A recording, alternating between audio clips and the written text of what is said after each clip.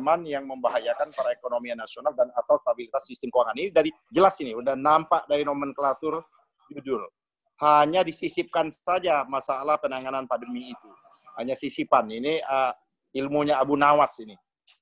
Yang kedua adalah bagaimana dikemukakan kalau memang ancaman kita ini adalah ancamannya virus atau kesehatan, perangkat undang-undangnya sudah ada dan sudah lengkap sekali saya baca Undang-Undang Nomor 6 2016, begitupun tahapan-tahapan maupun protokol-protokol dalam menyelesaikan ancaman dari pandemi COVID-19 ini. Nah, persoalannya adalah kenapa pemerintah tidak mau menggunakan utuh Undang-Undang Nomor 6 2018 ini, karena sesungguhnya tadi apa yang dikemukakan oleh Salamuddin Daeng tadi, rekan kita Salamuddin Daeng, karena ada hidden agenda. Hidden agenda itu bukan untuk menyelamatkan rakyat Indonesia, tapi adalah untuk menyelamatkan sektor keuangan dan sektor sistem keuangan kita ini. Yang tadi sudah dikemukakan sejak paling tidak 3 tahun berturut-turut ini mengalami turbulensi atau mengalami blooding tadi, pendarahan yang luar biasa ekonomi kita ini, walaupun dengan manipulasi angka-angka statistik seperti itu. Nah, oleh karena itu memang tidak ada lain memakaikan ilmu aji mumpung seperti itu. Nah, kalau menggunakan Undang-Undang Nomor 6 tahun 2018 ada kewajiban bahwa mulai dari karantina, penutupan wilayah, ya, karantina wilayah atau lockdown sampai karantina rumah itu sebagaimana diatur pasal 52 itu adalah pemerintah pusat wajib memberi makan dan minum bukan hanya kepada manusia, orang per orang, termasuk hewan ternak. Nah, masalahnya kan pemerintah udah tahu, kantongnya nggak ada, tipis tadi. Kantong yang ada tadi sebagaimana yang dikemukakan itu, maka tidak mau menyentuh itu. Termasuk menyentuh yang namanya lockdown atau karantina wilayah itu. Kenapa? Ini mau lepas tangan. Jadi mau lepas tangan, bahkan mau dilimpahkan kepada daerah masing-masing. Nah, dalam konteks ini menurut saya, pembangkangan institusional itu sudah berjalan. Sesungguhnya menurut Undang-Undang Nomor 6 2018, kewenangan otoritas untuk melakukan yang disebut karantina dan lain sebagainya itu pemerintah pusat. Tapi sekarang sudah diambil alih oleh pemerintah daerah, baik itu provinsi maupun kota kabupaten, Papua, Tegal, dan lain sebagainya. Pemerintah pusat hanya kemampuannya menakut-nakuti saja seperti itu. Nah, DKI jauh lebih maju. Nah, pemerintah mengambil yang namanya polisi kebijakan PSBB, pembatasan sosial berskala besar. Ini tidak ada kewajiban secara ekonomi. Nah, oleh karena itu menurut saya ini memang akal-akalan yang tadi yang dikemukakan tadi itu ya yang pertama. Yang kedua adalah Perpu ini menabrak konstitusi kita karena kita bernegara bermasyarakat ini sebagaimana aturan yang ada di Undang-Undang Dasar kita itu jelas. Di Undang-Undang Dasar kita itu menyatakan adalah kekuasaan itu negara Indonesia berkuasa berdasarkan negara hukum. Jadi kedaulatan berada di tangan rakyat. Nah, negara Indonesia adalah negara hukum. Artinya demokrasi yang kita pilih itu demokrasi yang disebut demokrasi hukum, demokrasi konstitusional. Nah, secara konstitusional kita sudah diatur cara bernegara ini. Bagaimana cara mengaturnya? Contoh, fungsi legislasi sejak kita melakukan reformasi, kekuasaan itu sudah tidak ada lagi di presiden. Presiden itu tidak punya lagi kekuasaan yang namanya membentuk undang-undang. Pasal 20 ayat 1 ini yang dilanggar dengan mengeluarkan Perpu ini. Nah, nanti Perpu ini kan akan diuji. Pasal 20 ayat A, 20A itu jelas fungsi anggaran. Tadi sebagaimana dikemukakan oleh Salamuddin Daeng dengan sangat baik. Kenapa hal-hal ini tidak dilakukan perubahan kalau itu dalam APBNP? Kenapa? Karena di situ rakyat ikut serta. Di mana rakyat ikut serta itu adalah kehadiran pembahasannya dengan DPR. DPR itu kan representasi rakyat. Nah, DPR tidak mau dilibatkan, rakyat tidak mau dilibatkan, oleh karena itu maka dia mengambil jalan Perpu ini. Dia tabrak lagi pasal 23 ayat H, fungsi yang namanya fungsi anggaran DPR. Terus fungsi yang mana lagi yang ditabrak itu?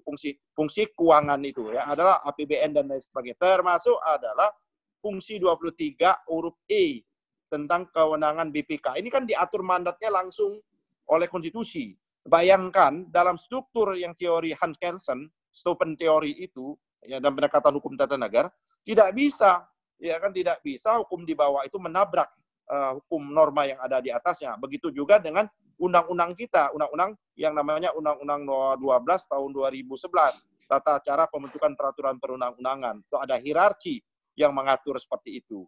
Apalagi yang ditabrak oleh undang-undang ini pasal 24, Undang-Undang Kehakiman itu sendiri. Pasal 24 itu adalah tadi yang dikemukakan secara jelas dan lengkap oleh Abdul Khair. Nah, terakhir tadi ada menyangkut masalah pajak juga. Pajak itu tidak bisa ditentukan sepihak. Pajak itu jelas ditentukan di pasal 23A, pajak dan pungutan lain yang bersifat memaksa untuk keluar negara harus diatur dengan undang-undang. Apa artinya harus diatur dengan undang-undang? Harus mendapat persetujuan Dewan Perwakilan Rakyat. Nah, kembali tadi pertanyaannya Pak Abdul Salam, saya kira tadi, Pak Abdul Salam tadi menyatakan bagaimana ini, kok batas defisit dan pajaknya. Nah, ini yang menurut saya problem. Tidak bisa. Walaupun menyatakan bahwa para konglomerat atau korporasi dalam keadaan ini, pertanyaannya adalah apa betul para konglomerat dan lain sistem kita keuangan kita ini bermasalah. Yang bermasalah itu adalah tadi yang dikemukakan oleh Salamuddin Daeng adalah perekonomian nasional kita dan sistem keuangan kita. Nah, jadi aspek kepentingan rakyat dan lain sebagainya menurut saya tidak dinomorsatukan sebagaimana amanat pembukaan Undang-Undang Dasar.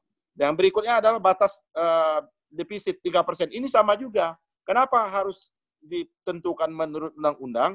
Karena harus didapat persetujuan rakyat. Rakyatlah yang harus memberikan persetujuan. Nah, ini juga ditabrak sekaligus dari Perpu ini sendiri. Jadi Perpu ini betul-betul Perpu yang luar biasa dia. Betul-betul Perpu segala-galanya, ya kan? Menabrak konstitusi, menabrak undang-undang dan lain sebagainya. Nah, Pak Hidayat tadi saya agak lupa, PSBB berskala tadi ada birokrasi, betul.